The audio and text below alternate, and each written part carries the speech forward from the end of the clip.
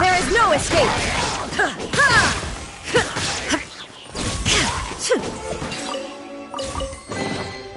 But a momentary distraction.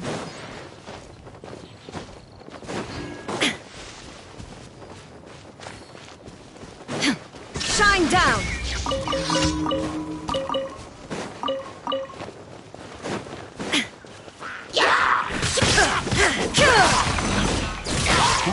There is no escape! Torn to oblivion!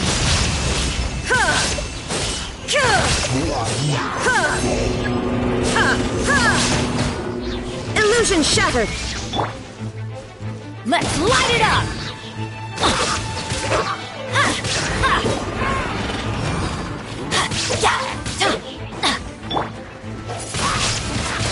Wind blade!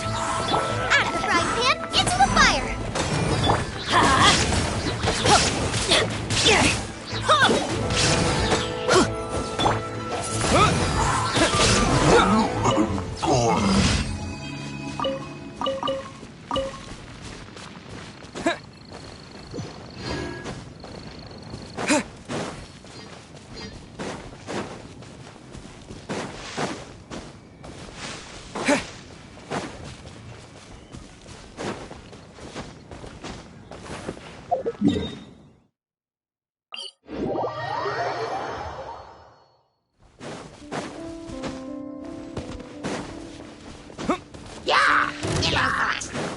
Shine down!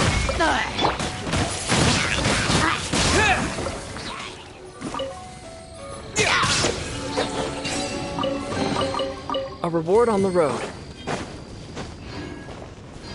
Off we go!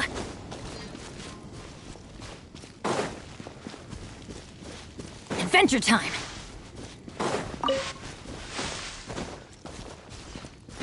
Off we go!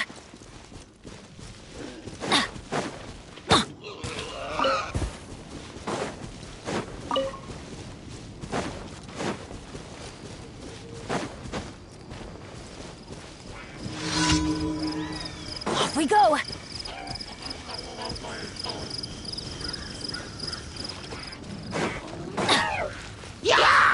I'm going in! Eat this! Nice and spicy!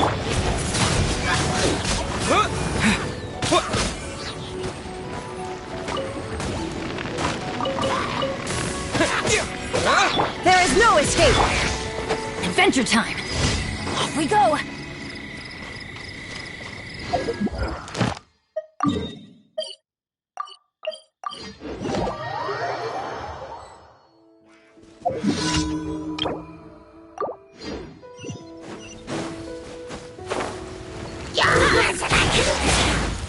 Boba, get them!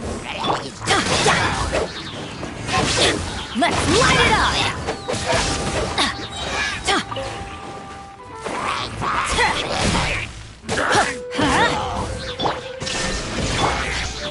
Oh, you want to know about me?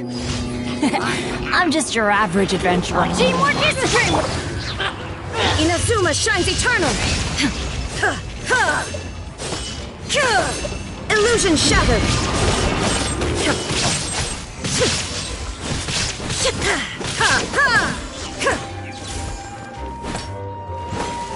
Shine down!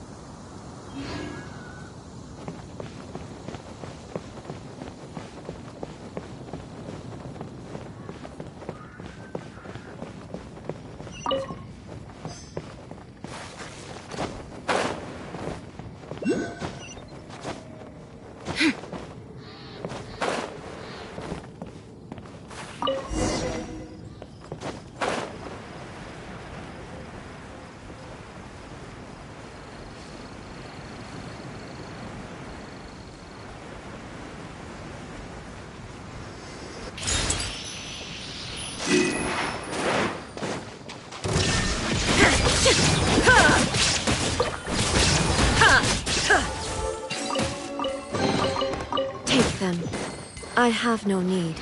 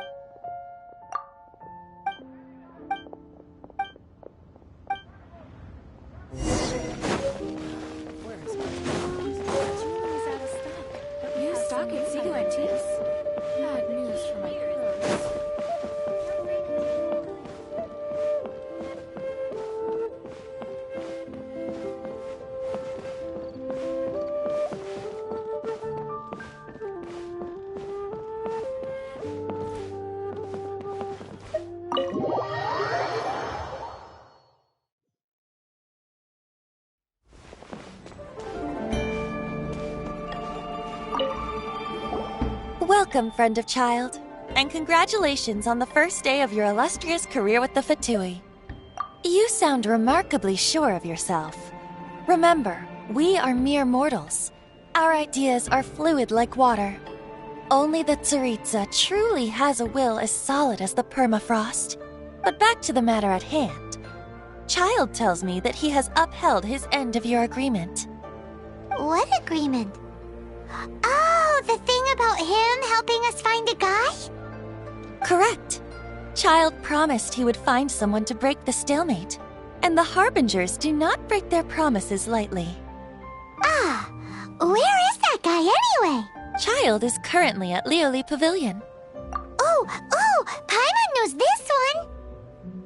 Ahem. There are two styles of cooking in Liyue, known as Li style and Yue style. They have been competing for centuries, but neither has emerged as the clear winner. The flagship restaurant of the Li style is the Lioli Pavilion. The owner especially chose to open the restaurant at Feiyuan Slope so they could compete face-to-face with the Shinue Kiosk, which is the flagship restaurant of the Yue style. Don't talk to Paimon like that! Anyway, Paimon's hungry. Let's get moving.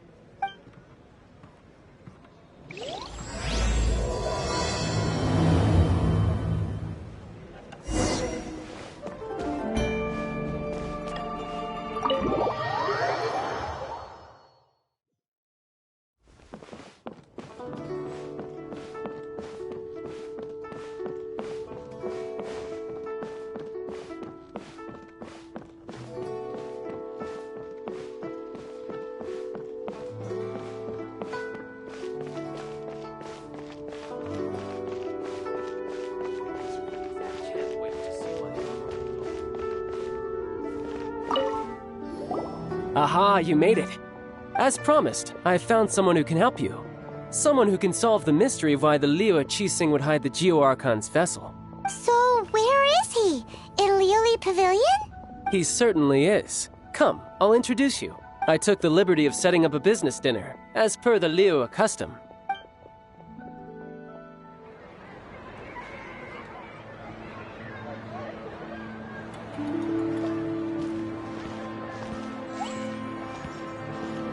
Welcome back, sir.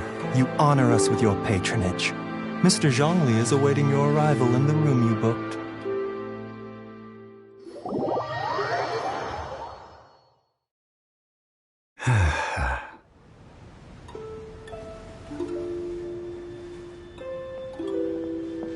Hi.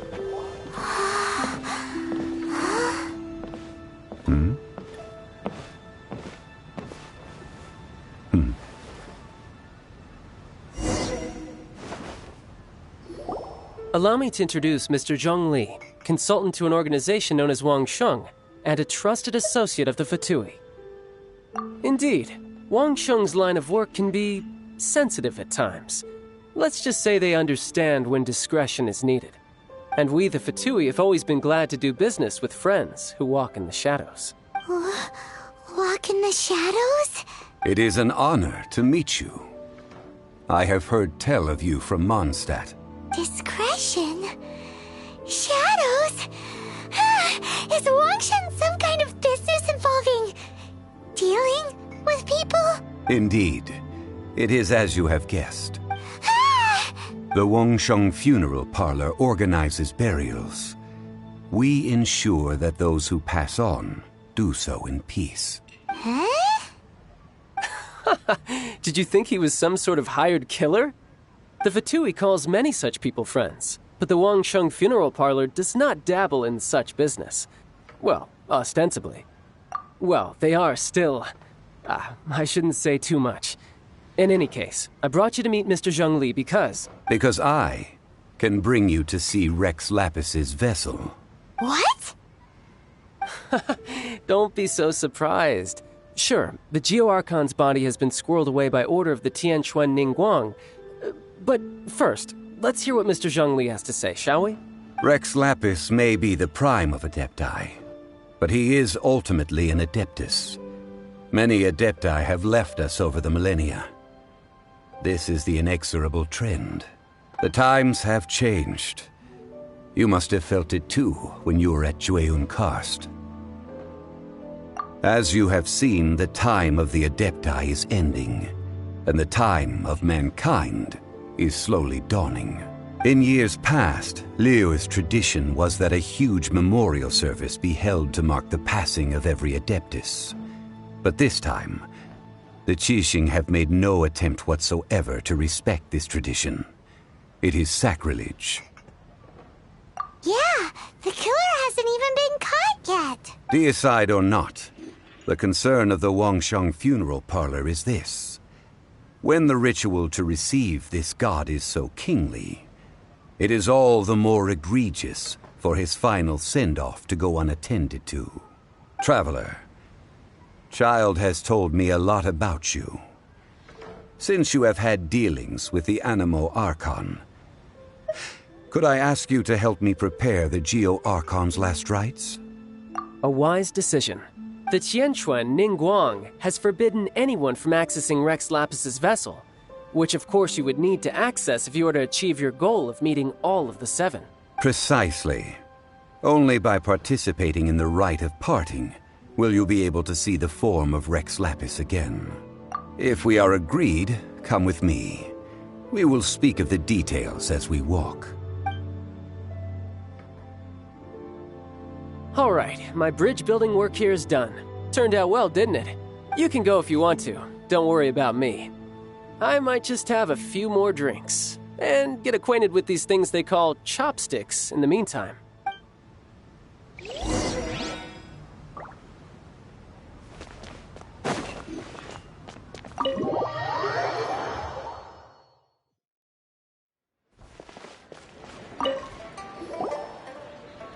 After having experienced the land of the absentee Archon, traveler, How does it feel to know that our Archon and Adepti are here all around you in Liyue? I see. So you're that sort of person. It's not a bad thing. But I suppose you have yet to experience the substance of Liyue's 3,700 years of divinity. Organizing the rite of parting should prove to be an enlightening part of your travels. Liyue is the most prosperous of the 7 nations, defended by deities and ruled by the Qixing. As such, the diplomatic maneuverings of the Fatui have gained no purchase here. Ningguang of the Qixing has always been on her guard against the Fatui. That is in all likelihood why Child wants to make use of the Wangsheng funeral parlor's connections. Huh. What would Child get out of us doing the rite of parting anyway? I neither know nor do I wish to know. As far as I am concerned, the Fatui are merely financial sponsors. I only wish for Liyue's traditions to endure. These are the advance funds that Child has provided. If you use them up, you can go to him to apply for any subsequent funding. Wow!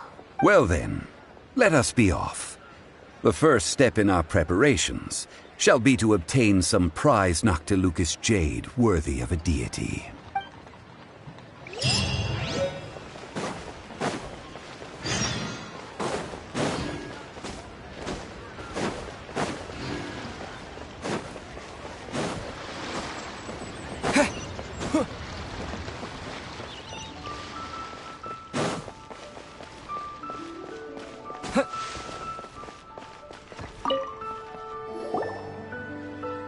Welcome to the Jade Mystery, my good friends. Would you like to try your luck betting on Jade? This could be your lucky day.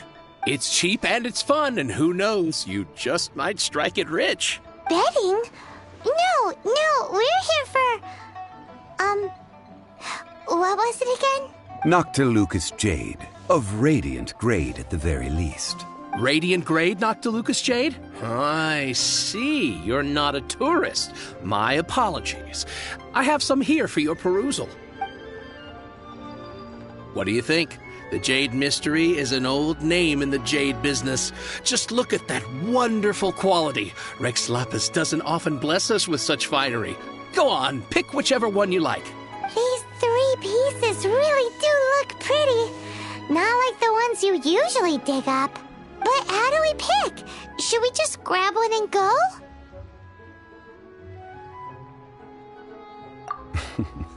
Very good. It seems you have learned some tricks of the trade. What do you think, Mr. Zhongli? How should we pick from these pieces of Noctilucous jade? Oh? You want me to decide? That is fine as well. If it were me, the answer would be simple. Oh? And that would be... I'll take them all, boss. Oh, you act with such panache, good sir. I always knew you were not a man of ordinary caliber. Oh, wait, boss! That one didn't count! We need to discuss it again!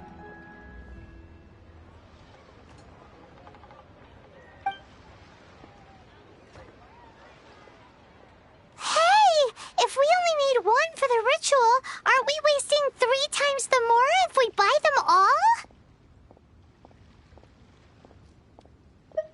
Oh, Mora. It is as you say. I suppose I overlooked this particular aspect of the transaction. Huh? How do you not think about Mora when buying things? If one must always consider Mora before acting, then in all things one is bound by Mora. What? All Mora is currency, but not all currency is Mora. What? Is this how the rich live? Well, he knows a lot about big money, but not a lot about big savings. No need to waver. Even when I am constrained by Mora, I have ways of working around my limitations. Evaluating the quality of Noctilucous jade is indeed very tricky. As crude ore, there is little difference in texture, lustrousness, and internal pattern between good and bad jade. Only after the item made using Noctilucous jade has taken shape will you be able to see whether it is up to par or not. If you return to those crafty merchants to quibble, they will counter by saying that your crafting bench is to blame, or that your heat control was poor. Whoa! To think it's that easy to get cheated! But there is a way to truly evaluate this jade, and a true insider would know it. A fool sees the pointer and misses the moon. What does that mean? If you point at the moon with your finger, a wise man knows that you are pointing at the moon, while a fool will only see the finger, the patterns, the facade. These are all the finger. Noctilucous jade is a mystical stone used to light up the darkness, and so its brightness is the important thing. It is the moon. Noctilucous jade of excellent quality would have superior pyro affinity. In other words, the bluer and brighter the luster of the ore under high temperature, the higher its quality. I have imparted the priceless secrets of the jade trade to you. Now, all that's left is to put it into practice. Priceless, huh? Paimon's just sad that we might never be able to use it again. We're back to buy some rocks, boss. But can you let us burn them first? Burn them?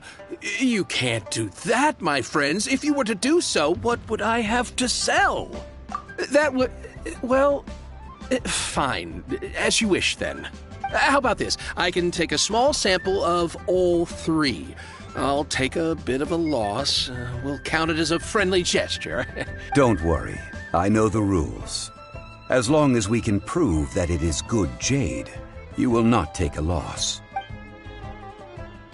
All right, take these as samples. I've carved them off with a knife and tagged them to boot. Aren't these too thin? Even paper's thicker. No, even a bug's wings are thicker. These are almost see-through. Oh, you flatter me, but I have to be gentle with these rocks. They are my pride and joy. If I'd taken off even a bit more, it would have killed me. But wouldn't something this thin go poof if we held it to the fire? It can't be helped. Trying to deprive a merchant of his profits would be like forcing a ravenous wolf to vomit up the food in its stomach. Nonetheless, under the right conditions, these thin slices will serve. What sort of conditions? While we add the high temperatures using pyro, we can use hydro to reinforce it from within. This way, the samples will not disintegrate immediately. Oh! Oh, sir, to think you were this learned. Thank you for your understanding. Strictly speaking, asking for samples when we have not yet agreed to purchase the goods is unfair. Trade in Liyue must be based upon fairness. Well, guess we just need to find a place to try this out. Oh, Paimon remembers we once saw this big pot down at the Dada Upa Gorge in the camp of the hilly churls from the Meaty tribe. It's real sturdy and should be able to take the elemental reactions. Now, let's pack those samples up and make a move.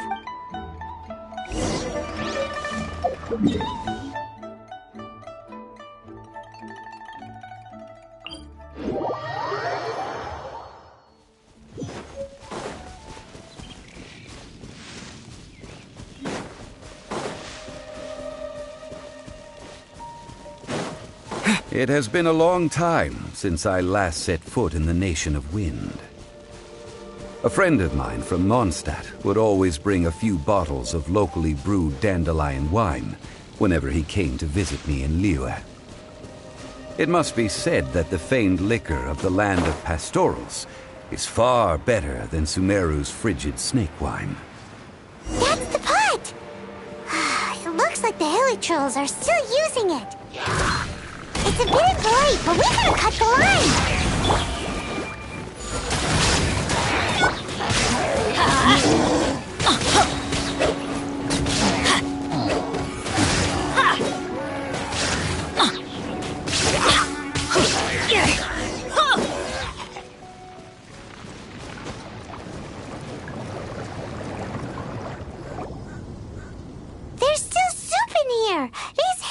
generals sure have big appetites. This soup looks like it could be used as our hydro-elemental protection. Let's fire it up and begin our experiment. We're ready to go.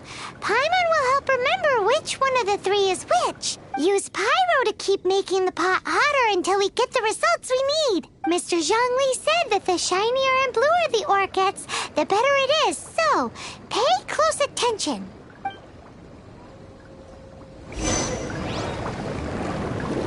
Let's light it up! I'm going in!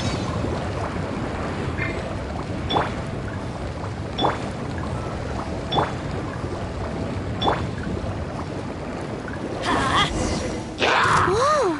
That light came from the first Noctilucous Jade! Two trolls are surrounding us again! Were they attracted by the light? Such nosy neighbors! Let's take care of them and continue again after.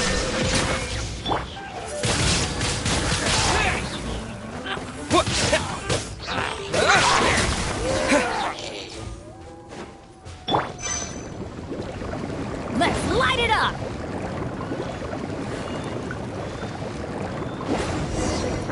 That light came from the second Noctilucous Jade, didn't it? More hill trolls! They don't give up, do they? Looks like they're mad that we ruined their food! There is no escape!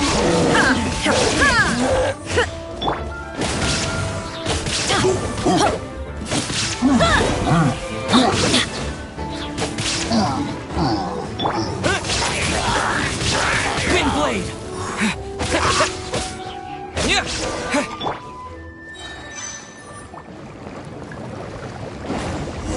Oh, that's bright! Too bright! That was the third Noctilucous Jade, wasn't it? It was so much shinier than the rest. Let's go with that one. Let's head back to the Jade Mystery to buy some jade, shall we?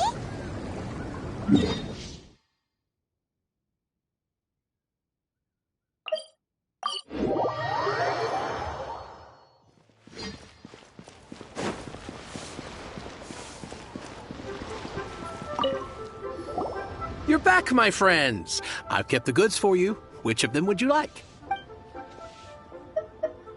Exactly! That's the one Paimon remembers too! No problem. If you have your eye on this one, you can have it. Then we'll take a box of the third type of jade. Done. All the same, and pardon me for asking, but I'm curious. Whatever do you need this much top-quality Noctilucous Jade for? I suppose it would not hurt to tell you. We need them to make implements for the rite of parting. Parting? Oh, dear. I'd heard the rumors, but had given much thought to them. This means that Rex Lapis really is... Oh, it's hard to believe. Even though the Jade Mystery has been in decline, we have always been under his protection. It is said that when our Lord lost his way while going incognito in the city 200 years ago, it was a spoon from the Jade Mystery that he had used to sample the local delights. Alas, all things must pass.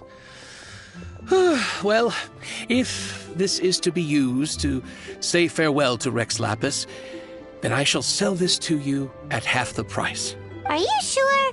You didn't want to even give us an inch before. If not for our Lord's protection, this city wouldn't exist as it does now. No proprietor could earn money off such a thing. I'm sure Rex Lapis will feel your sentiment, boss. In the safe hands of the Liu Cheating and good honest merchants such as yourself, I for one believe that Liyue will continue to prosper as it always has done. All right. Thank you, my friends. What's with me getting all sentimental like this? I'll practically be giving away all my fortune at this rate. Now that we've made our choice, let's take this Noctilucous Jade back. Hey, wait a minute. He said it was half price, not that we could leave without paying. Oh, right. I'm sorry. I must have forgotten to do that too. Let me see. As I thought, I didn't bring any. Any what? Mora, my apologies. Another oversight on my part. Oh, that won't do. This isn't some small sum. Oh, wait! Didn't Child give us some advanced funds earlier? That's a relief. Have a look, boss. Is it enough? It's fine. Just enough for half price. Though, to be honest, it'd be all right even if the sum wasn't quite enough. Well, it's settled then. Let's take this jade to Yujing Terrace. That's where we plan to hold the rite. Look at you bossing everyone around. You didn't cough up a single mora. It seems that we must. I will keep that in mind. Thanks, both of you.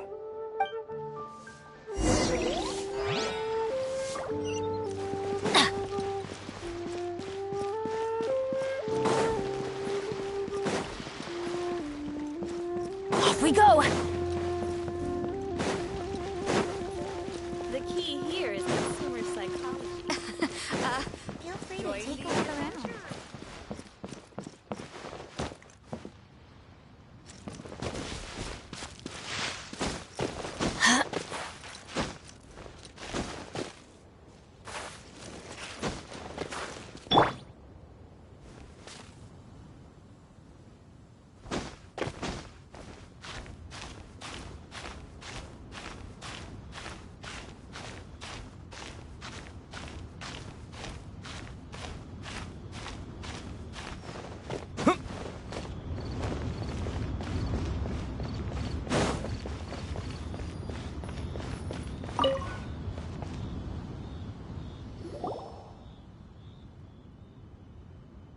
We can leave the jade here.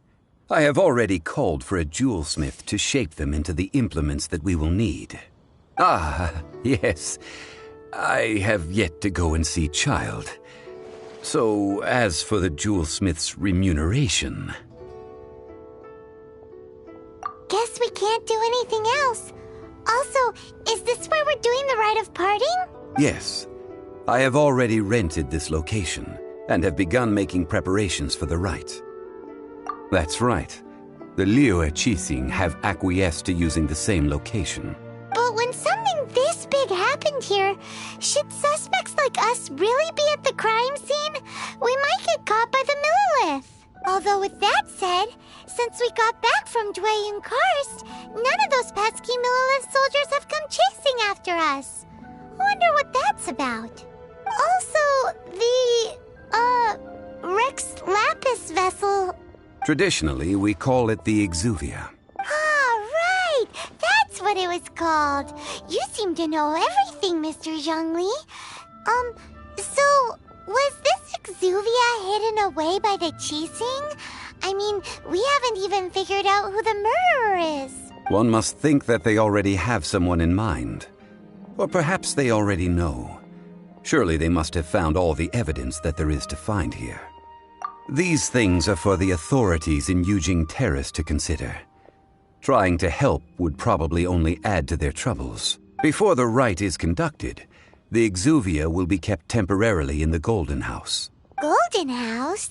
The only mint in Liyue, which is to say the only mint in Tevat. All the mora that flows throughout the world is minted there. Wow! Oh, no! Paimon wasn't thinking about anything bad. Paimon thinks it suits Morax. But why do you know this, Mr. Zhongli? Since the rite of parting has the approval of the Qixing, it is a semi-official event. As such, there is already some limited information available. Perhaps each has their motives. But this is the capital of commerce. A little exploitation once in a while is not unacceptable. In Liyue, where the god of contracts reigns, only contracts may not be betrayed. I, for one, have no issue with little maneuvers outside their remit. Well then, we should go and prepare the perfumes used in the rite. Perfumes? Where'll we get those? Do we buy them? No. Perfumes used to honor the gods must be freshly decocted. The quality of the silk flowers we require is also special. Silk flower petals contain a fibrous material of good quality, often used in brocade making. Its scent, however, is most elegant, and is especially suited for solemn events, like giving offerings to gods and adepti. It's time for Zhongli's lectures on high society again. We shall not speak of the details right now. Follow me. We shall go to the merchants to purchase our ingredients.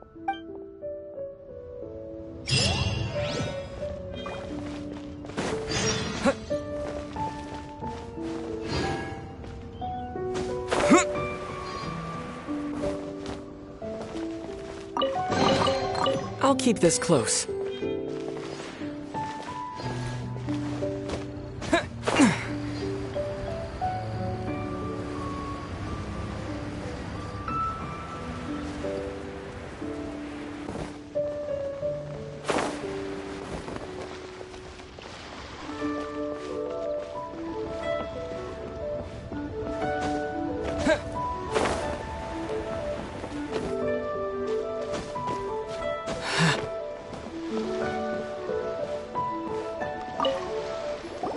Hey, boss, do you sell silk flowers here?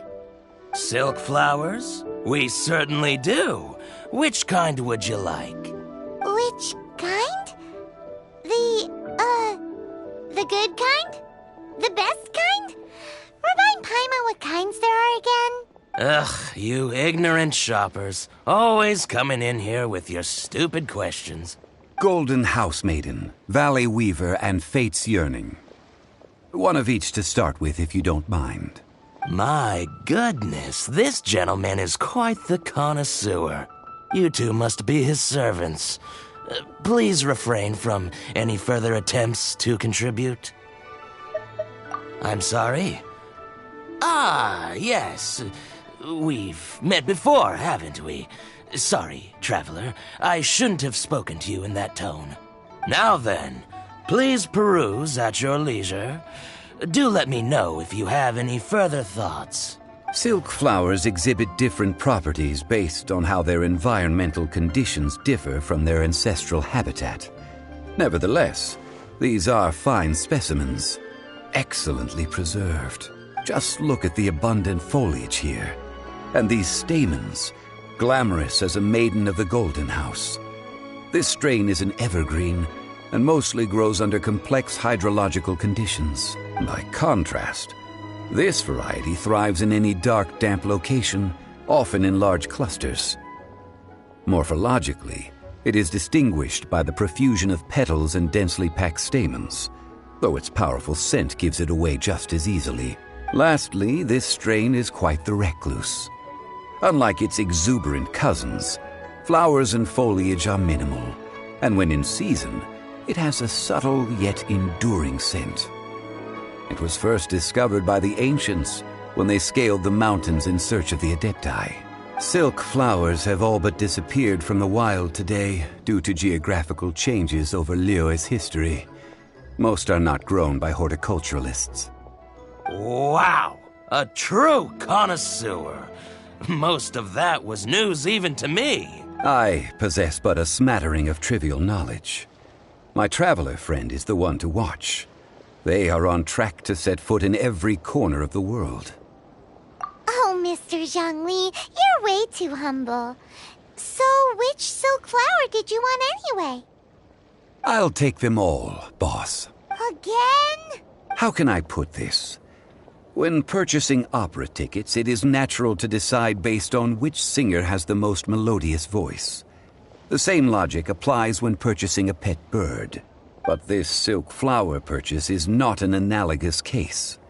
The same logic does not apply. Perhaps you don't know. Tradition states that we should decoct perfume from different subspecies of silk flower when making an offering to a statue of the Seven. Rex Lapis will then make his own choice between the scents. Like several other tedious and complicated traditions, this one has become simplified over time. But this is the only rite of parting to take place for one of the Seven in 3,700 years. As such, I do think we should honor tradition down to the last detail in this case. Now that's settled, a question. Do you have any Mora on you? You forgot to bring money again? If I may interject, did I hear you say that these flowers are to be an offering to the Lord of Geo himself? Yes, in a sense. Gosh, well, why didn't you say so? I heard the awful news about what happened at this year's Rite of Dissension. It would be bad luck to say it out loud, but I've been worried about our dear Lord ever since.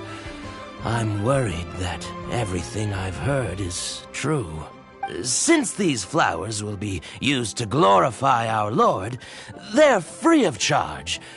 Just don't forget to pass on my regards. Are you serious? Why wouldn't I be? I would be nobody if not for Rex Lapis. If he hadn't written those poems in praise of my wares, they'd only be worth a fraction of what I can sell them for today. Huh. So much folklore here revolves around Liyue's deity making cameo appearances in support of local businesses. Thank you, boss. I think I speak for all of us when I say that your generosity has saved our skins. Our skins? You were the one who forgot to bring money. Please, it's the least I could do. So, now that we've got the flowers, how do we make the perfume? Ideally with the help of an expert. Unfortunately, none of my acquaintances have personal experience in the art of decoction. Talk about first world problems. Hence, I need you to help by asking around in the city. Try the common folk, especially women. So this time we get to go around town looking for nice-smelling ladies to talk to? Paimon likes this job. I will wait for you near the Statue of the Seven. Meet me there when the perfume is ready. Maybe we can find some good candidates at the Adventurers Guild. Let's ask Lan! She's master of the Liyue branch, right?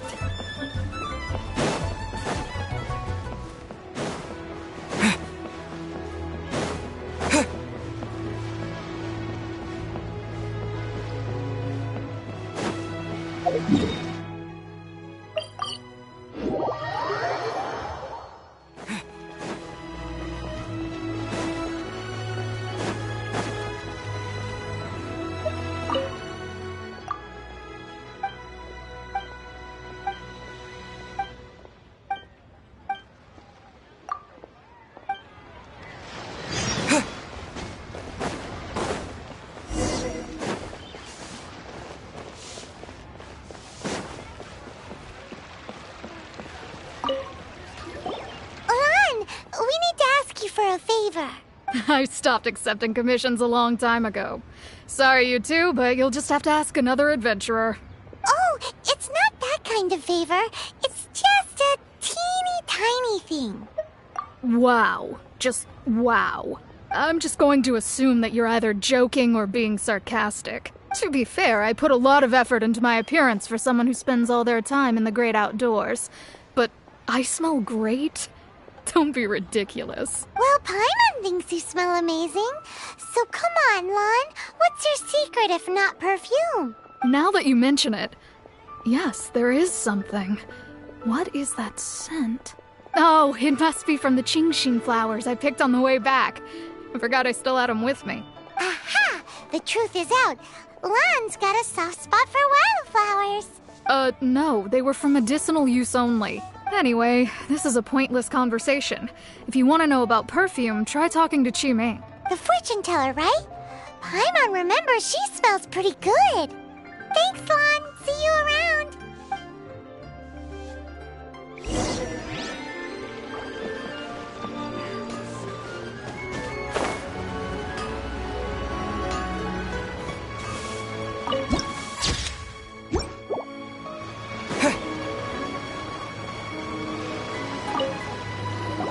Hello.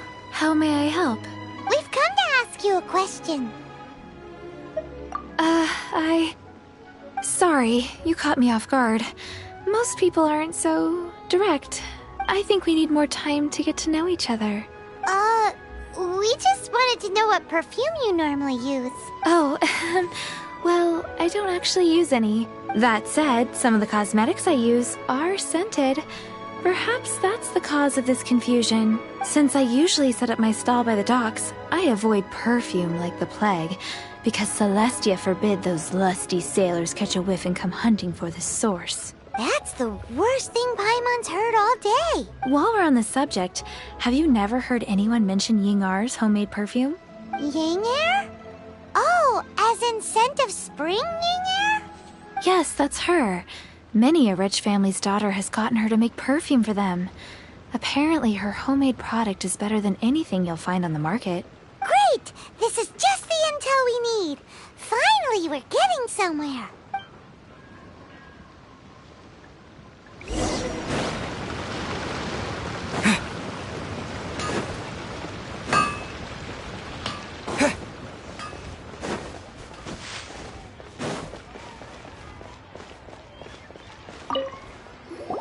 Well, hello.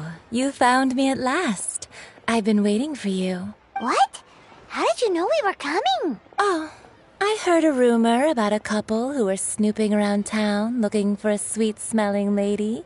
Actually, I was starting to worry you wouldn't find me. This is the ultimate test of my appeal, after all. Snooping around? Why are you making it out like we're bad people? What can I say? People love to talk. Maybe you ought to be more discreet in the future if you don't want word to get around. Relax. I know why you're here. You want to get your hand on my homemade perfume, don't you? What kind would you like? 3 in one go. My goodness. You have extreme tastes for someone your age. Maybe the rumors I heard were true after all. You're on the prowl and need some sweet-smelling ammunition? Is that it? Is that the best you could come up with? Even if you were genuinely offering perfume to a deity, that doesn't explain why you'd need 3 kinds. Sorry, your story just doesn't hold water. Zhongli was right. People don't remember this tradition anymore. As one of my favorite poems goes, "O cherry tree, begrudge not thy blossoms as they are deflowered in the spring, for come winter, even thy sturdiest wood shall wither." That went over Paimon's head a little. In short, I'm happy to help. Traveler, you can be my assistant, but you'd better make sure I'm the only person on your mind while you're hanging around with me. So, where is a good place for making sweet, sweet perfume? You mean Wanmin Restaurant? Good choice. Let's go.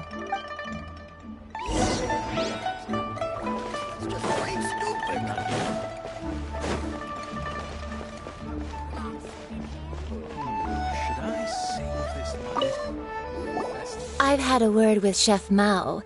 We can start work now. Are you ready to please me? What did you say? I meant make me proud, as my assistant. Obviously.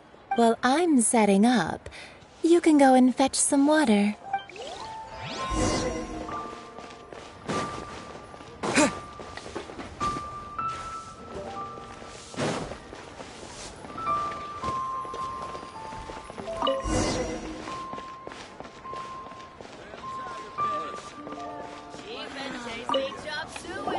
This water will do nicely. Now, I need you to extract the silk flower essence using a crafting bench.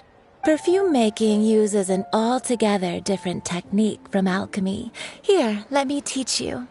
Very carefully, take hold of the mortar and pestle. Gently does it. You need to keep your wrist firm so your hand doesn't slip. Now use your strong hand to stir it with a persistent rhythm. Keep going until the juices start to come out. Ooh, you're a natural, like a fish to water. Now take these and try it out on your own using a nearby crafting bench. Don't forget to do all 3. They look visually identical during the essence extraction process, but I will put them into separate containers when the perfume is ready.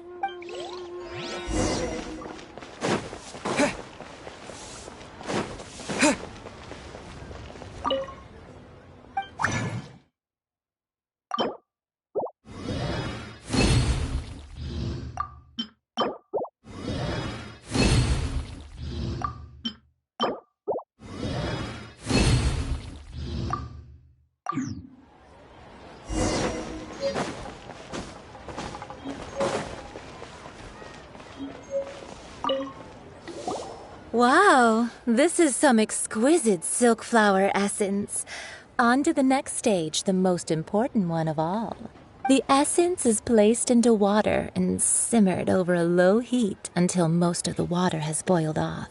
You must take care to control the heat during this process. If the temperature goes too high, it will affect the scent. So please focus on controlling the heat. This is the final step. Don't waste a drop of that essence now. We want all of it in there. All 3 perfumes are ready, and you, my friend, were a wonderful assistant. A testament to the lengths you will go to for romance. It's so rare to see nowadays. Anyway, shall I give you a brief overview of each scent? It might just help you match the right scent to the right occasion. Paimon wants to hear this. This first one is sweet as candy, straight out of a fairy tale. Younger women will love it. The second one is for those with more refined tastes, the first choice for daughters of high society. Finally, the third one has a soft but lingering scent, like a mist that captures the last light of dusk. Mature women adore this one. All clear? Don't get them mixed up now. You'll ruin the mood. Good. Be sure to come visit if you ever need help with anything, okay? I'll leave you with some parting words. One who tries to sail 3 boats simultaneously should be careful not to go overboard. Come and hang out with me at Scent of Spring sometime, okay? Let's take these 3 perfumes over to the Statue of the Seven. Mr. Zhongli's probably been waiting a while.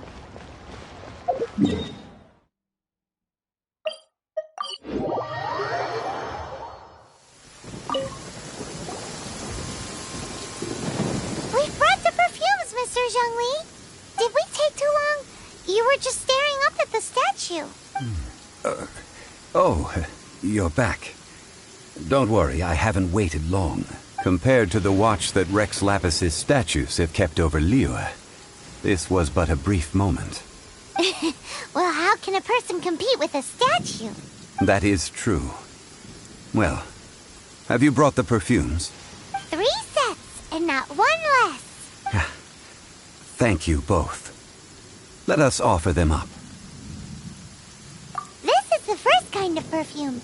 Miss Yinger said that it's sweet as a dream, and it's liked by younger ladies.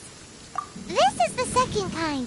It's got an elegant smell, and the daughters of high society love it. The third kind has a gentle but lingering fragrance. Something like the dusk mist. And it's a favorite of mature ladies. Oh, what was that? That's the one older ladies like, right? Does that mean that Rex Lapis is actually an older lady? Perhaps. Rex Lapis has taken on countless forms. Perhaps that really was one of them. What a shame. We only got to see the giant dragon form, and... Let's hope the Chi-Sing can catch the real killer.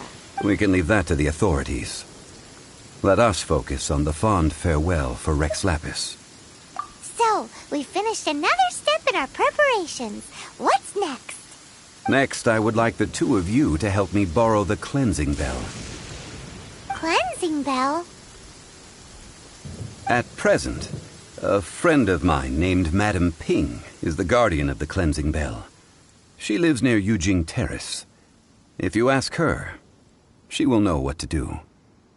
Sure, but aren't you going to come with us?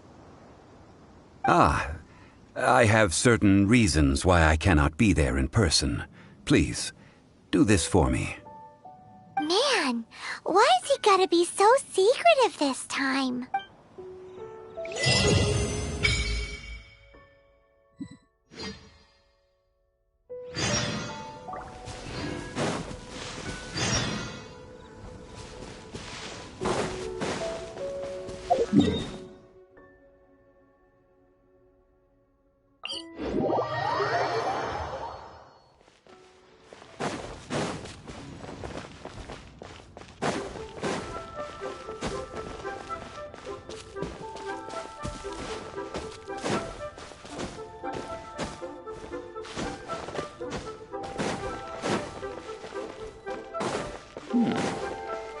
a peaceful neighborhood. All things must change. It's nothing. It's nothing. I just thought it a great shame that so many of these glazed lilies have wilted. What happened to them? Back in my day, people said that glazed lilies can read human hearts. If they heard beautiful sounds like laughter and singing, they would also bloom joyfully. But if they heard too much wild gossip or slander, they would quickly wither away. So that means these flowers feel what's happening in Liyue? Yes, the rumors of Rex Lapis's death are no small matter. They are everywhere. Some say it was a Fatui plot. Others say that the Chising made it all up. And still others think that which lies in the deep is breaking free. This harbor is like a mountain of dry tinder. One spark, and the fire will consume us all. Well, I shall say no more. This old woman's grown too old and naggy. Did you have something to say, youngster? Borrow something? Oh, you've come to borrow the cleansing bell, yes? Apart from that, I don't have anything of value that you youngsters might want. But it was not originally mine, either. That trinket used to belong to a friend of mine. I was a vain beauty when I was young, and I would pester him for that bell all the time. He could not dissuade me, and so he gave it to me. But he said that if someone should come to borrow it, I must not be loath to give it away. It has been many years, and who knows how many times someone has come to borrow this bell. Still, though, I can't recall when it started. It's been a long time since anyone has come to borrow it. Oh, these old bones are so slow to look for things.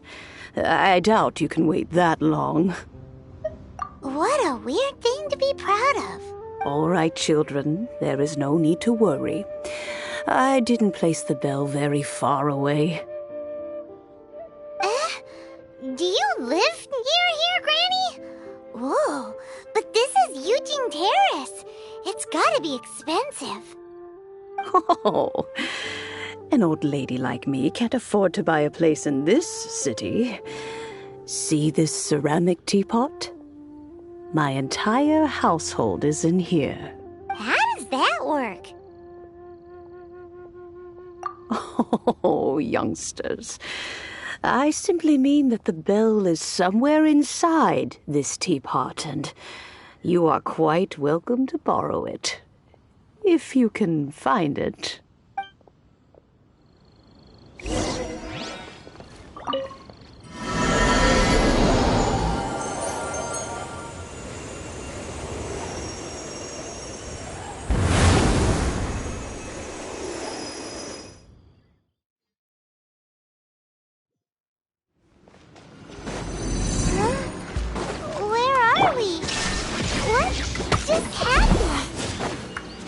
Youngsters, this is where this old woman keeps all her things.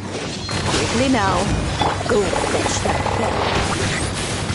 Whoa! That sounds like Granny's voice.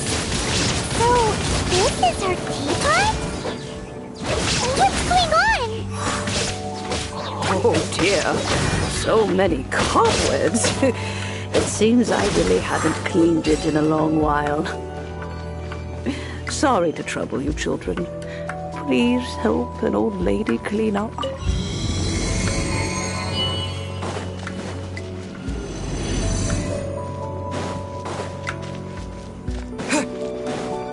you notice? The cobwebs were made of elemental energy. How long has it been since Granny last left this place?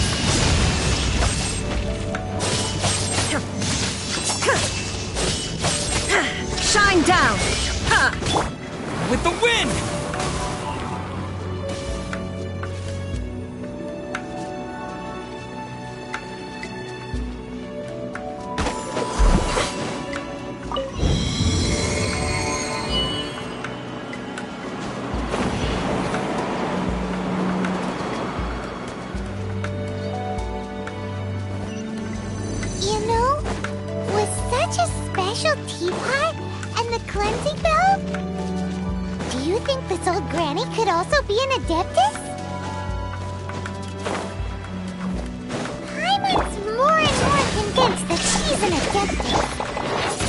But don't they all live in Julian Karst? Why would she stay in the city?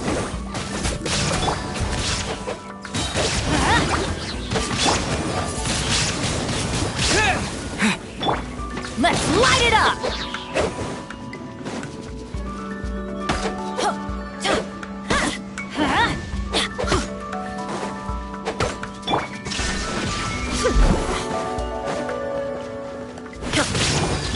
Teamwork is dreamwork! Let's light it up! Nice and spicy! Windblade! Torn to oblivion!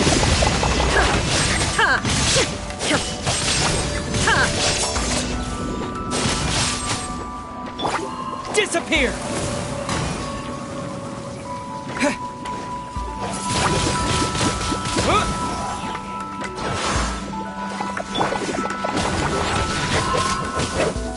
Booba, get them!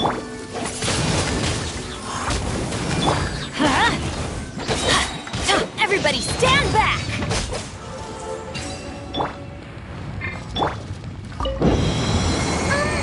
How many levels does this teapot have? It would be nice if we had one of these too. Or at least we wouldn't have to camp outside.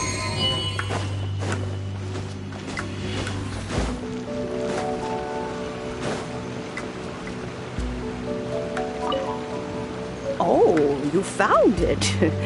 Youngsters are so quick on their feet. Oh, now, let me see. All right, that'll do. Come on out now, children.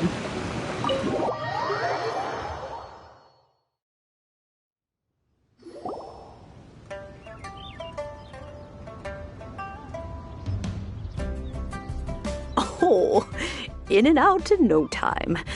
You youngsters really are quick. An adeptus. Oh, I haven't heard anyone say those words in earnest for a long time. As to whether I am one or not, child, surely you already understand. Paimon kinda knows what you mean, but is also kinda confused. Are you really giving us the bell just like that, Granny? Don't you think it's weird? Something's just happened to Rex Lapis and then we come running up asking for it? Oh, don't be silly. Liyue Harbor has been through a great deal in its history. In that time, it has seen the departure of countless adepti. But no matter what, we have always performed the rite of parting first before any other matters. To cry, "Catch the murderer," at the top of one's lungs, but ignore the rite of parting. That, to me, is what is wrong-headed. Now that you have come to borrow the bell, I guess that perhaps an old friend of mine has finally decided to take matters into their own hands. So, why would I be unwilling to lend you the bell? Oh? Well, if it came to that, they would find a certain old lady knocking at their door. We haven't met in a while anyway. It would be nice to share a drink and chat. Well, you must have things to do. Since you have the bell, you should return. Oh, and do tell the person who sent you that if they have time, they can come over for tea. I don't have much to offer, but you can always count on an old lady for a pot of tea. We will. Thanks, Granny.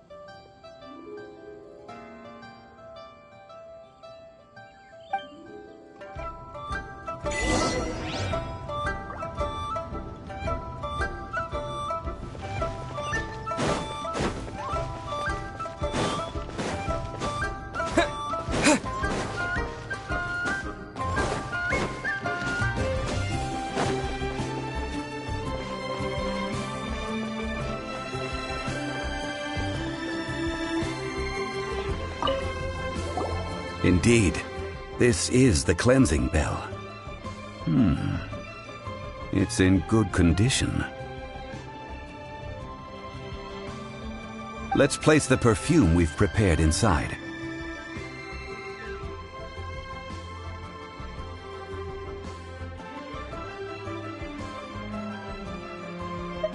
An Adeptus. That's suspicious.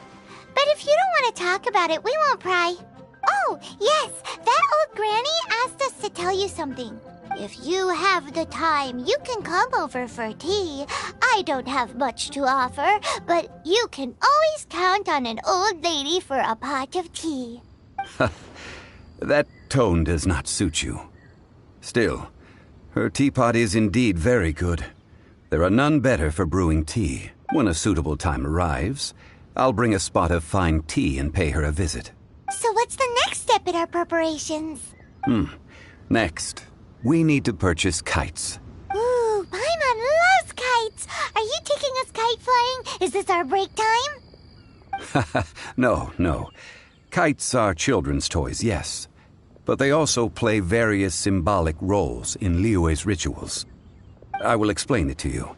But our next course of action should probably be to purchase the kites first. Oh, sure. Curiouser and curiouser.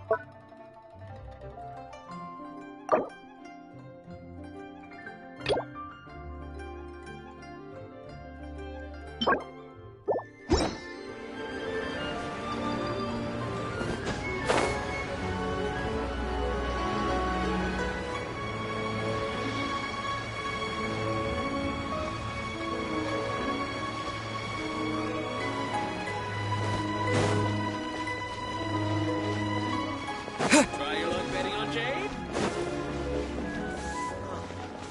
What should I try?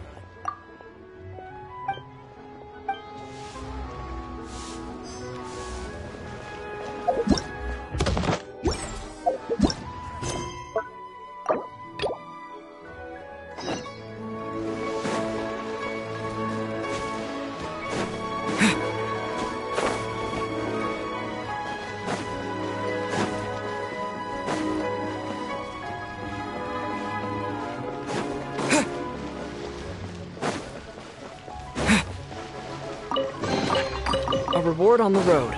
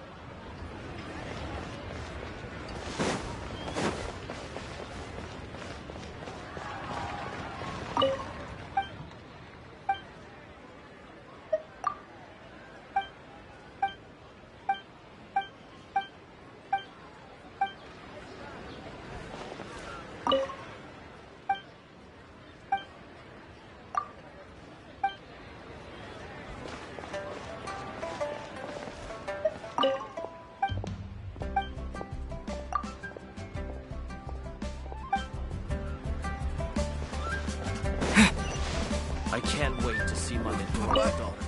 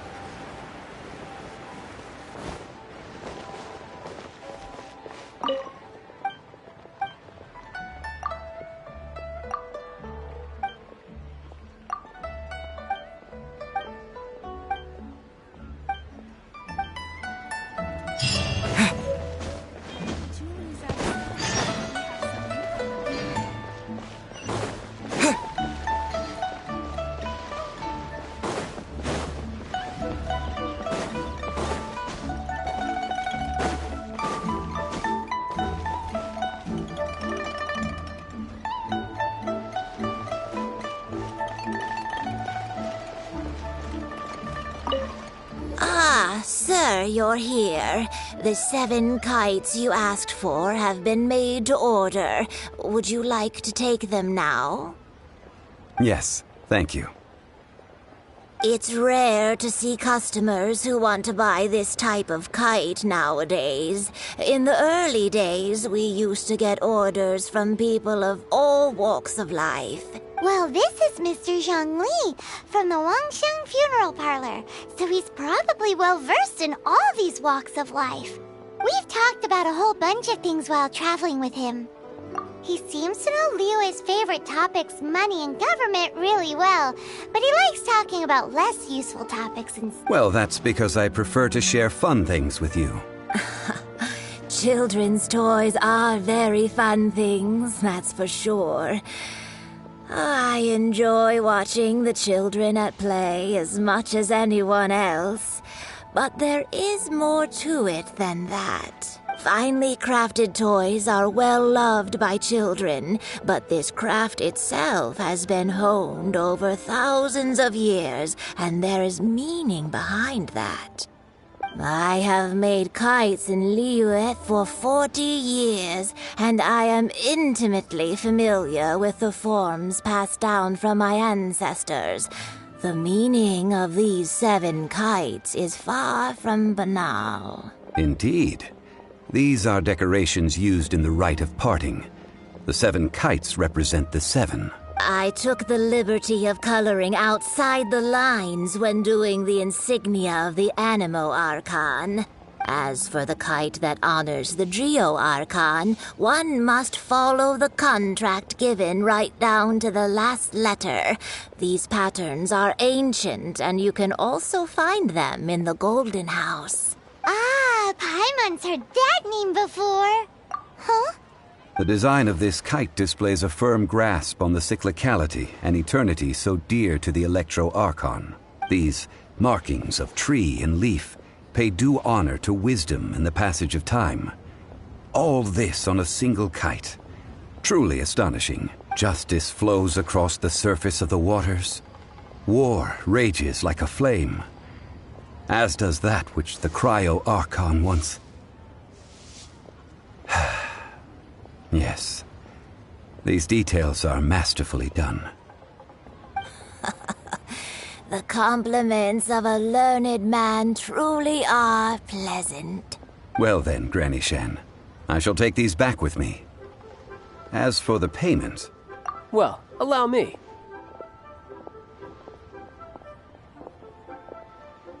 Hey, it's Child! No, I was merely passing through. I see Mr. Zhongli's the same as ever. When paying, well, when getting others to pay for him, he neither looks at the price tag nor his wallet. He knows a great deal about money, and about the trials of the common man. He just doesn't consider poverty to be something that could ever happen to him.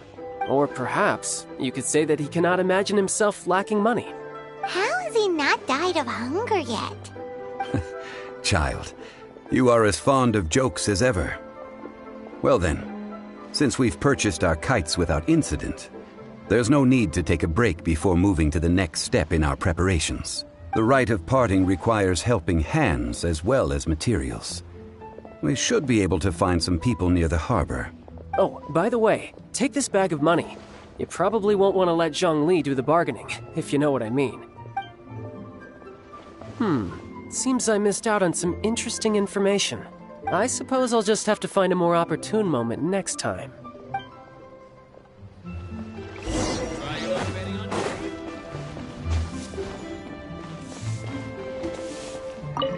Hiring help? Sure. But let me just say first that I'm a reserve member of the Adventurers Guild. I take adventuring commissions, but I don't do anything clerical. Adventure? Venturing into the mountains to capture a few crystal flies seems adventurous enough. That's not hard. Almost a bit too easy for a reserve adventurer. Never mind. I'll only charge you 15,000 Mora. What say you? A most fair price.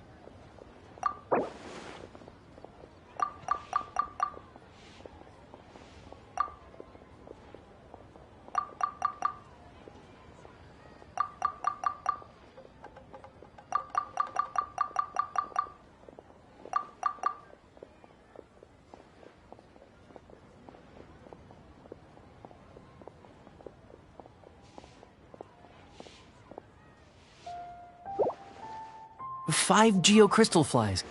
Yes, I do think it's worth about this much. I'll do it.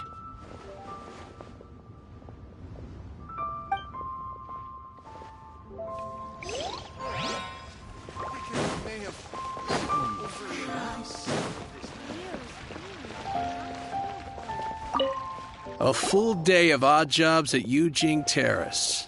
No problem. 25,000 per day. A fair trade, yes? Whoa, that's expensive.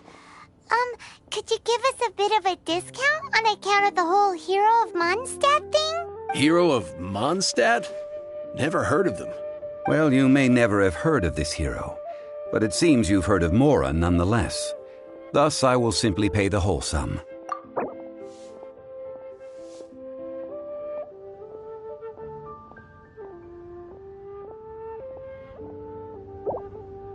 This price'll do. No loss to me for a day's work.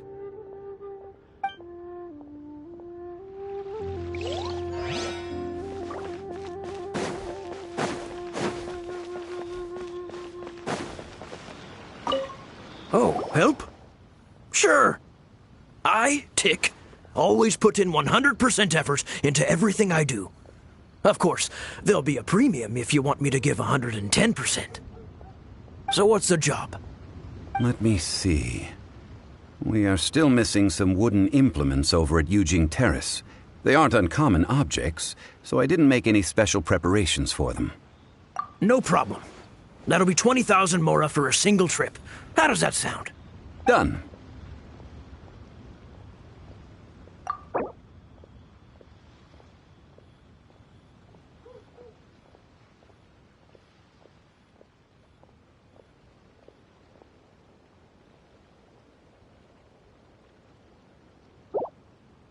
Let me think.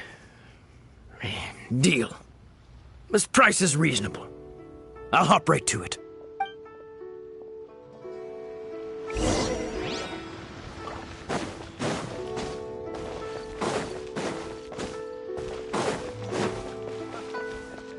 Oh there. Come and see these rare and precious curios.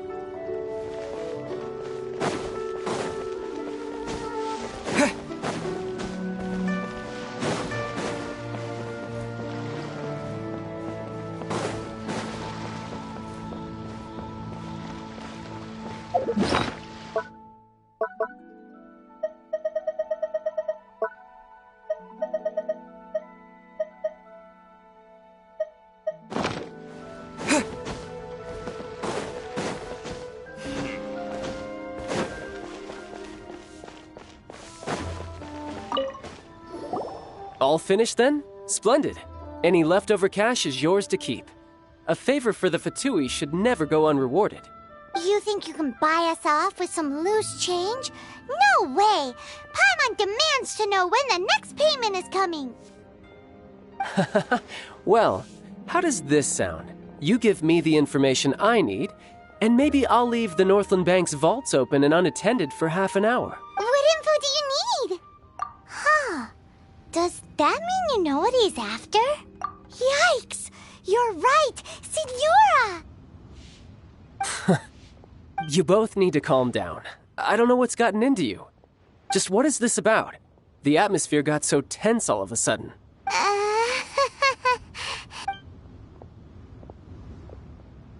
Next, we need some everlasting incense. For this, we need to go to Boo Boo Pharmacy, the finest pharmacy in all of... Is everything okay? Everything is fine. I was just informing them that they need not return the surplus Mora. Now, if you'll excuse me, I must be going. Paimon definitely felt like Child wasn't happy with us just now.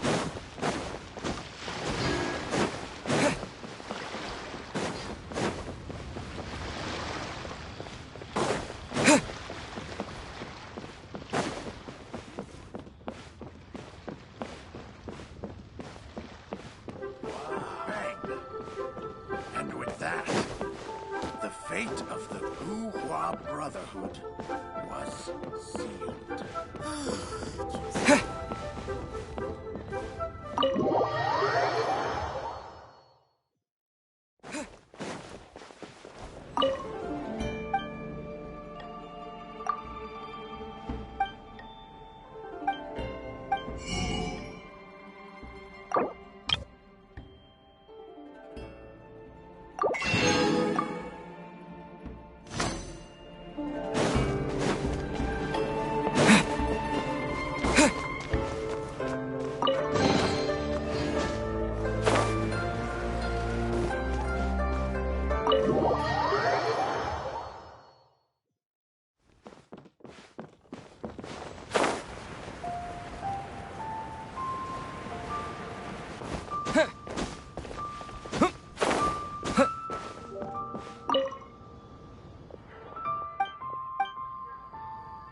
One-Win Bookhouse. Guess this is where we go to buy books in Liyue. Should we ask here if they have a copy of the Liyue volume of the Teyvat Travel Guide? It's super duper interesting.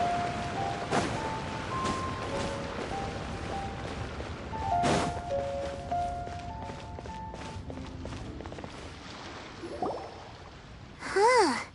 The reception is deserted. And it seems kinda spooky in here. Hello? Is anybody there? Welcome to Boo Boo Pharmacy. Huh? Did you hear that? Where did it come from? The reception, it seems.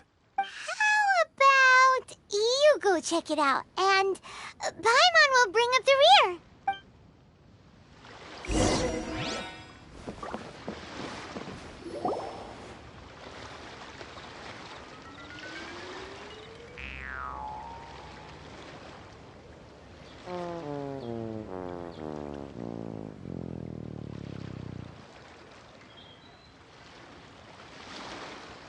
Oh, there you are.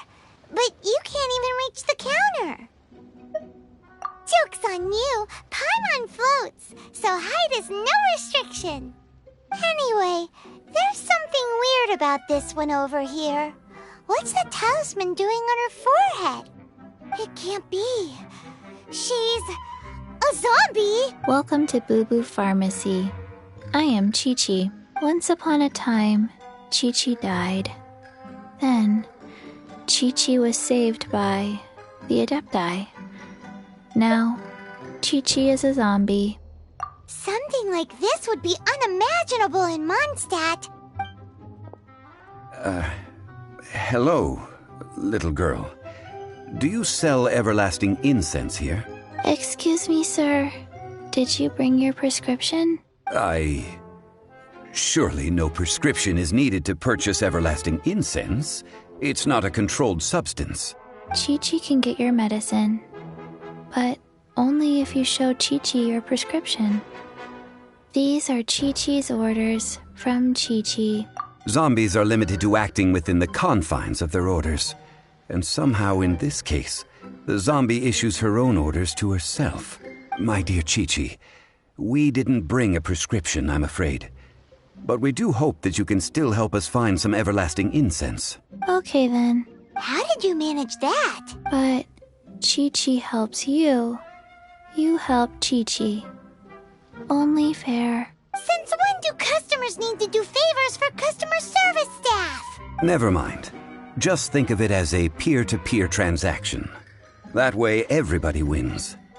Sometimes in Liyue, the art of the deal is simply about victory via mental gymnastics. Go to Mount Tianheng, find the Guizhong Ballista, and hunt a cocoa goat.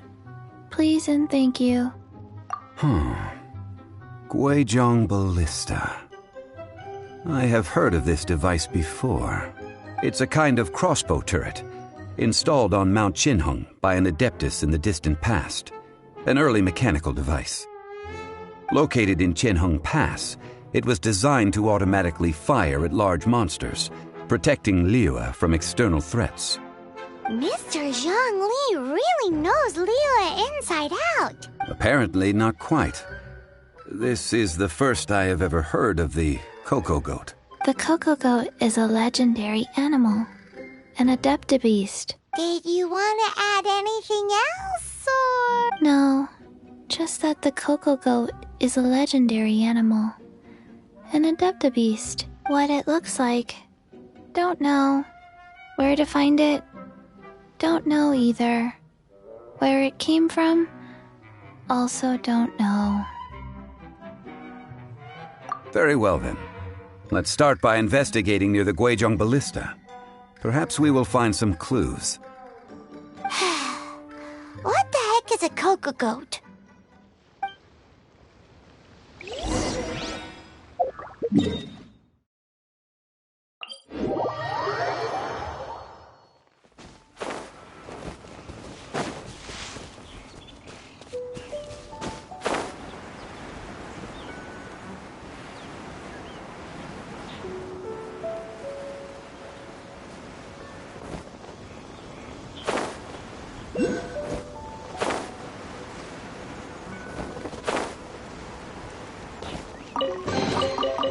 Is this an answer from this world?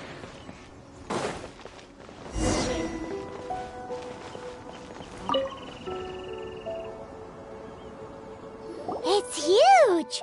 Paimon can totally believe it took an Adeptus to build this. But how do you operate this thing? Just think how much strength you would need. It is currently inoperable in any case. This device is broken. Aw, what? It broke? After millennia of wear and tear, even Adepti contraptions are difficult to maintain. So what are we gonna do? Quick, Mr. Zhongli, use your unlimited high society knowledge powers! You almost make it sound like I'm some sort of bourgeois parasite whose only utility lies in providing quaint pieces of trivia on demand. That said, let me think for a moment. Ah, yes. Spare parts were made for the Guizhong Ballista when it was first built, in case it was damaged in battle. As I recall, there is a military supply post from that period somewhere inside the pass. If we can retrieve the spare parts from where they are stored, we may be able to repair the Guizhong Ballista. One just needs to understand the basic working principles of the device. So, what you're saying is that you actually understand the working principles? I have a smattering of knowledge on the topic. With the parts in hand, I could at least tinker with it.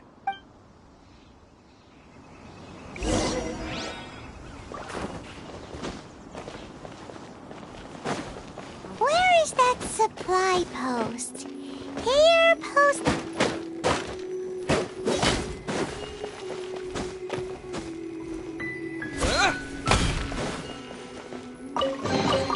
A reward on the road.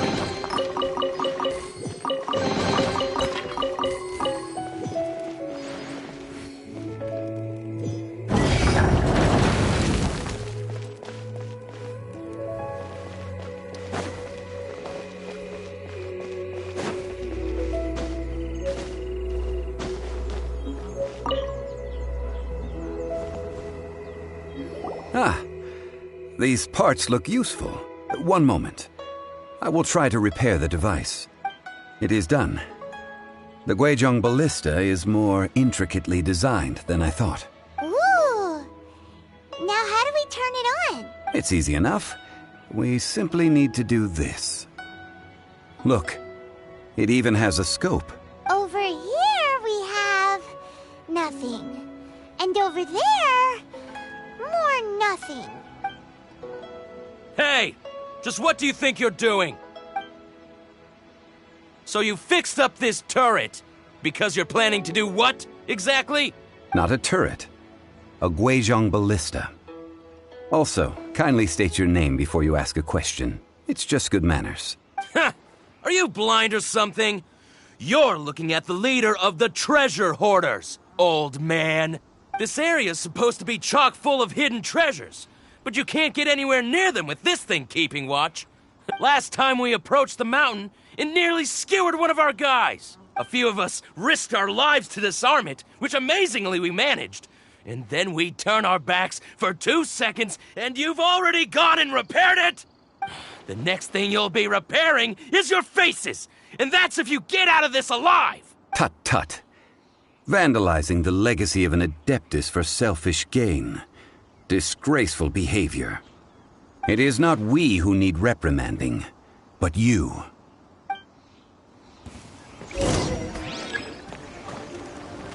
Shine down! Nice and spicy! Let's light it up! You're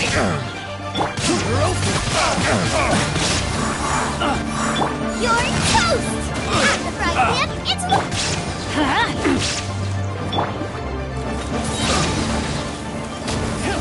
With the wind! Now you shall perish!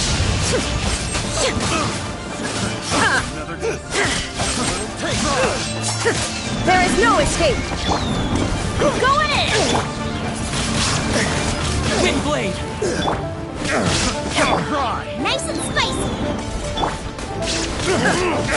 Illusion shattered! Try! The hunter that tingle becomes the hunter. Have a little taste.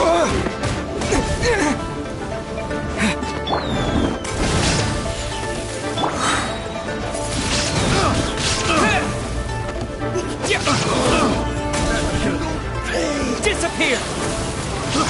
I got you.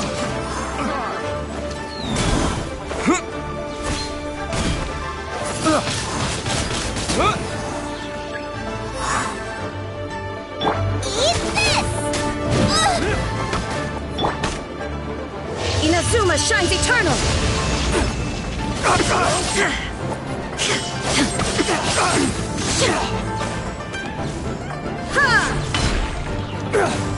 Everybody stand back!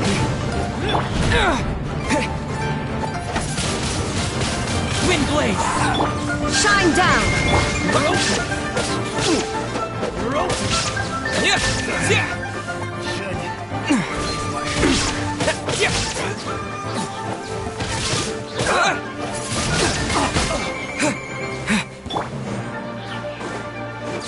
There is no escape! With the wind!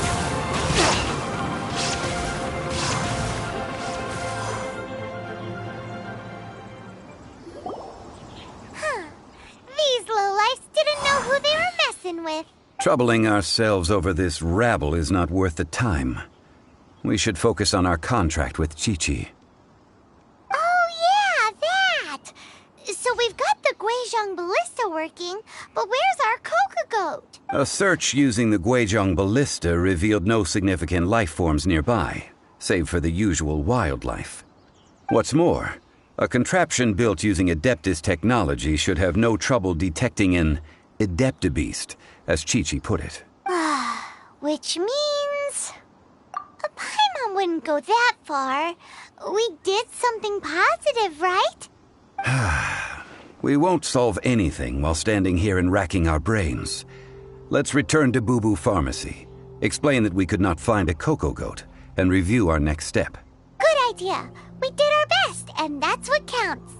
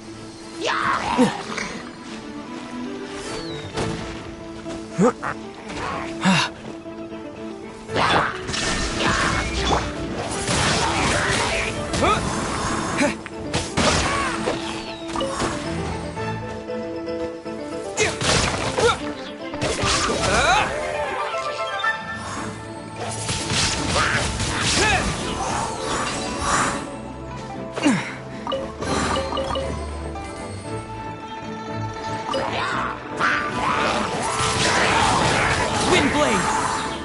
Shine down!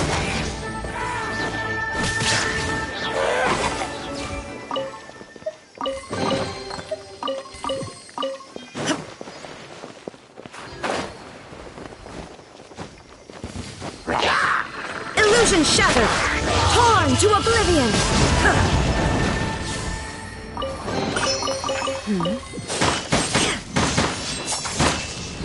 Shine down! Teamwork is dreamwork!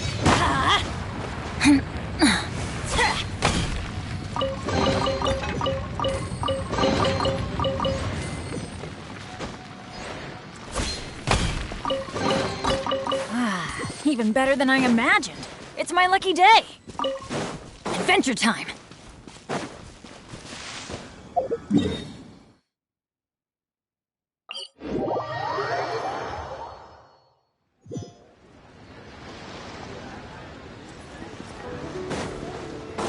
Off we go.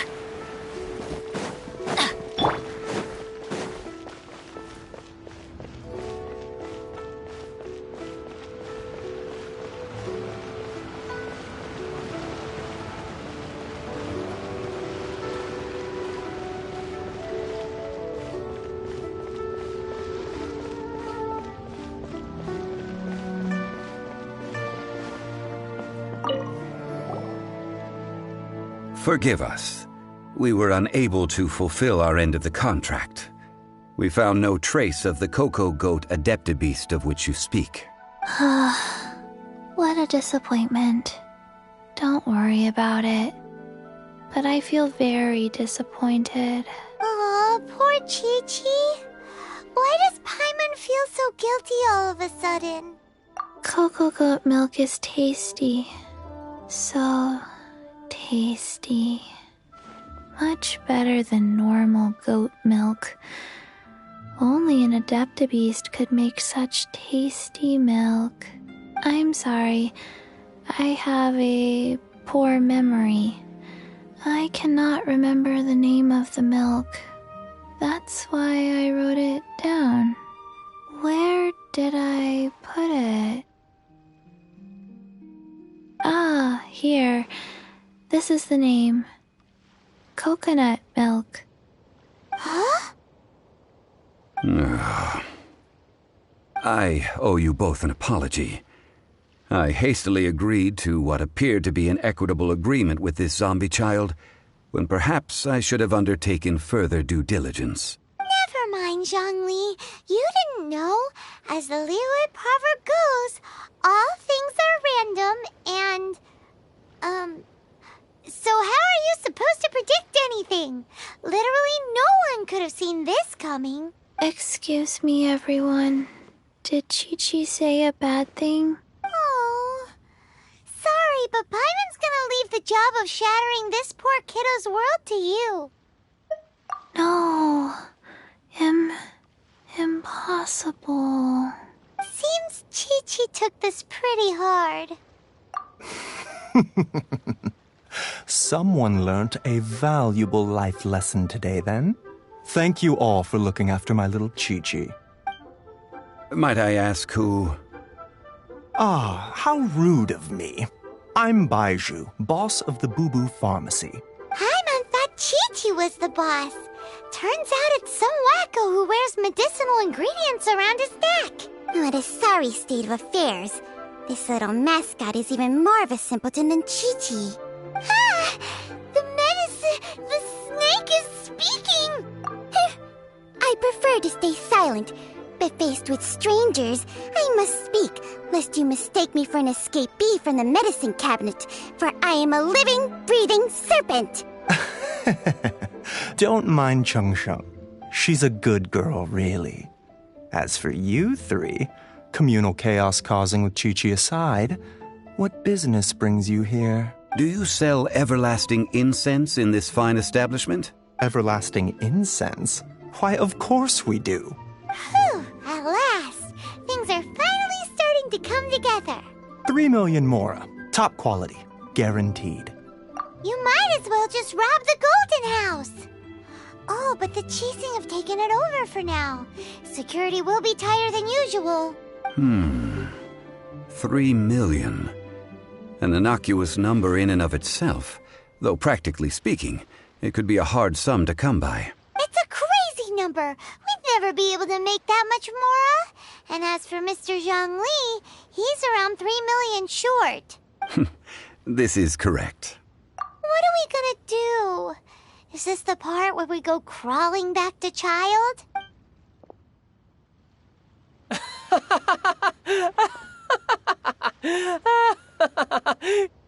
Cocoa Goat! Cocoa Goat! My sides hurt.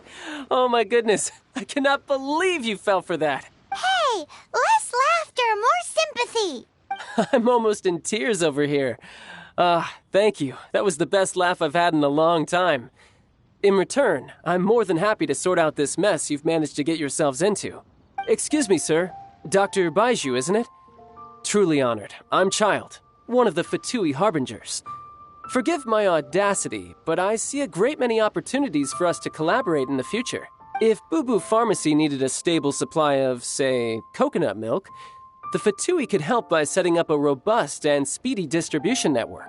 Strange.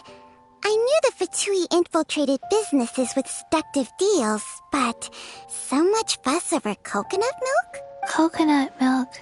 Baiju, quick. Chi-Chi wants coconut milk. Ah, yes, of course, Chi-Chi. Anything you want. Thank you, child. I look forward to a successful collaboration in the future. I can give you a discount on that everlasting incense, too. Let's say 2,990,000 mora. That's like 0 difference from 3 million! 2,990,000. Also an innocuous number in and of itself, though practically speaking, it is a whole 10,000 less than the original sum of 3 million. Well, now that this is settled, we must head back to Yujing Terrace. Mr. Child, Dr. Baiju, Little Miss Chi-Chi, see you soon.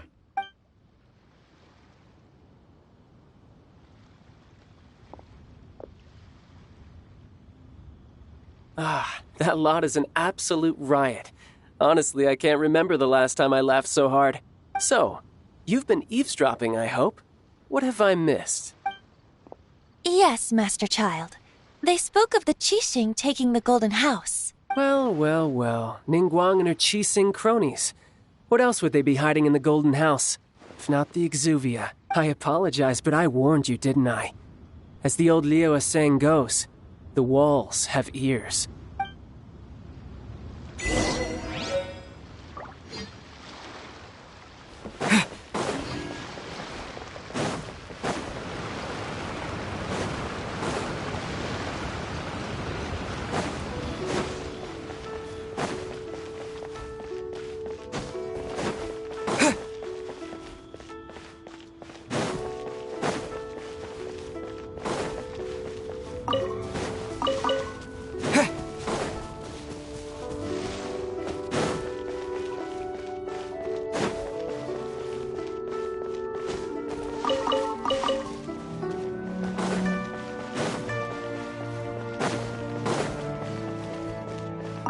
Well, as it stands, we've hired helpers, and we've acquired the everlasting incense. The completion of our preparations is not far off. Whew, finally! Well, traveler, have you gained anything from our adventure so far? Odd? Which is it, I wonder? The questions that such travels raise are ever so complicated. Well, I'll leave you to ruminate over it yourself. As to remuneration for your help, I've decided to treat you to a meal. Yes, don't worry. I will remember to bring the mora this time. Tonight, I shall take you both to an old hole-in-the-wall, praised throughout Liyue. Hole in the wall? As in a cool restaurant? Indeed. Let us meet near the harbor, at third round knockout.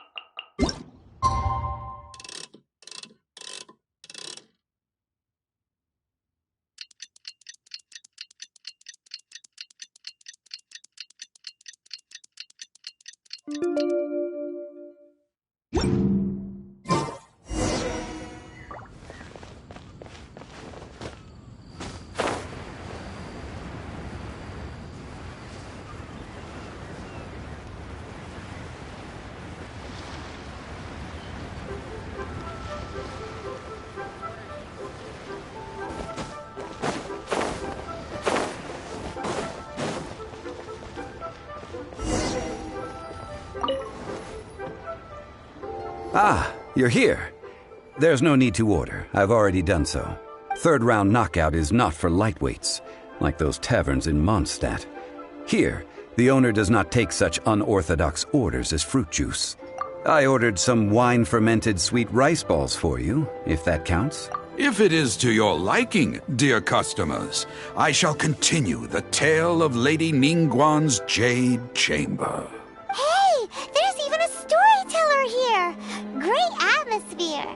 Besides fine wine, The excellent ambiance is the reason why this place is so well loved. But when I say ambiance, I refer to a different sort from the one the Tevat travel guide uses to judge other establishments. As you all know, high above the land of Liyue lies a pavilion in the clouds, a palace in the mist. What does it mean to have all-seeing eyes? This, my friends, Lady Ningguang's masterwork that bridges earth and sky. Imagine, the weather is clear, and you gaze down from the deck on the world below. Behold, the glorious sights of Liyue Harbor, stretching out far and wide. They say that when Lady Ningguang ponders important affairs, she retreats to her jade chamber with none but her 3 closest confidants in tow. Why brings she these trusted 3 to sift through sources, dig through documents, looking for information? Piece by piece, facts and figures paint a picture on the walls of the chamber. But well before the wall is filled, Lady Ningguang's mind is made up. Having made her call, she has every last document shredded, and whoosh, she scatters the shavings out her window. Ah, look at them, how they billow in the wind like a sudden swirling blizzard. As the fragments fall, traces of text flicker before the eyes of the merchants of Liyue, like ink stains in white snow. The saying goes, the rarest treasures in the land are the words brought by the paper snow. For the words of the Tianquan have the power to move mountains, and all throughout the land know it.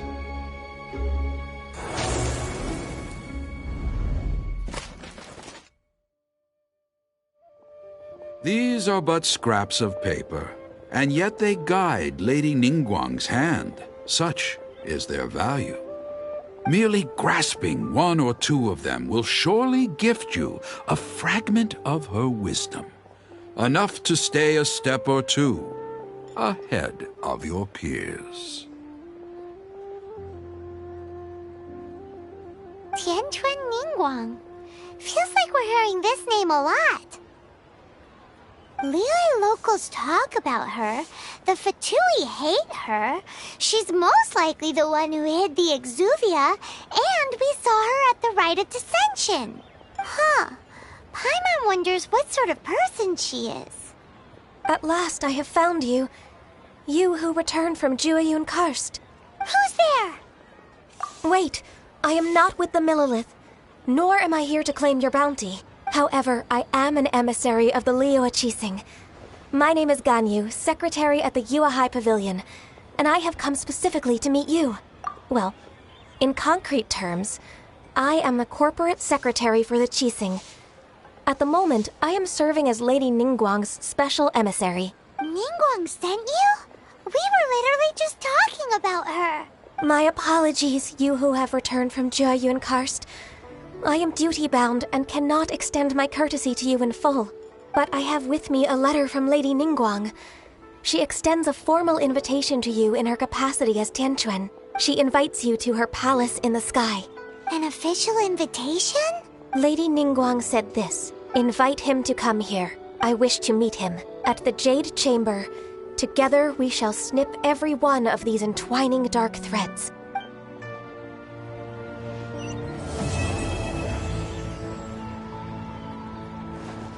With that, the emissary who called herself Ganyu just disappeared.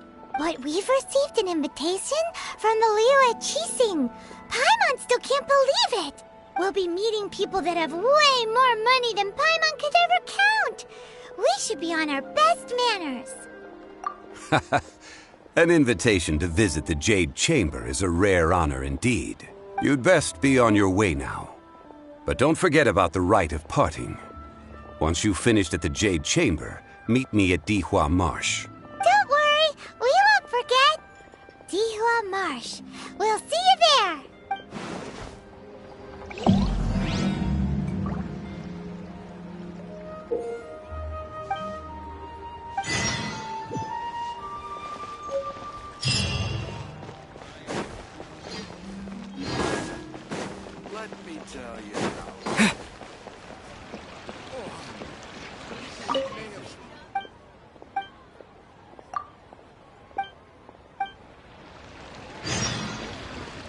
Ad Astra.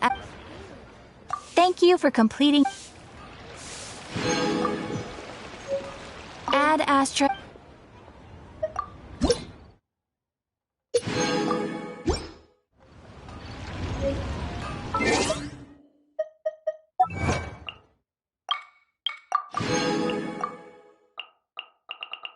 You